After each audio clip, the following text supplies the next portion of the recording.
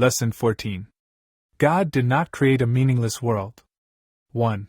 The idea for today is, of course, the reason why a meaningless world is impossible. What God did not create does not exist. And everything that does exist exists as He created it. The world you see has nothing to do with reality. It is of your own making, and it does not exist. 2.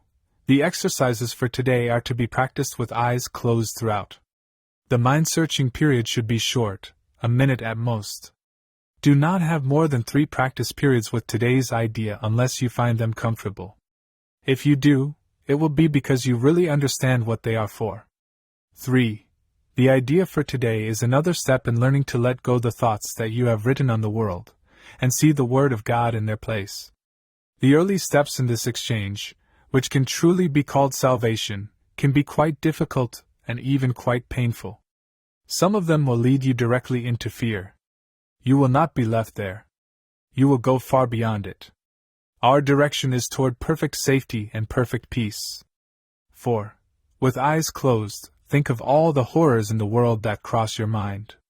Name each one as it occurs to you, and then deny its reality. God did not create it, and so it is not real. Say, for example, God did not create that war, and so it is not real. God did not create that airplane crash, and so it is not real. God did not create that disaster, and so it is not real. 5. Suitable subjects for the application of today's idea also include anything you are afraid might happen to you, or to anyone about whom you are concerned. In each case, name the disaster, quite specifically. Do not use general terms. For example, do not say, God did not create illness, but God did not create cancer, or heart attacks, or whatever may arouse fear in you. 6. This is your personal repertory of horrors at which you are looking. These things are part of the world you see. Some of them are shared illusions, and others are part of your personal hell. It does not matter. What God did not create can only be in your own mind apart from His. Therefore, it has no meaning. In recognition of this fact, conclude the practice periods by repeating today's idea. God did not create a meaningless world. 7.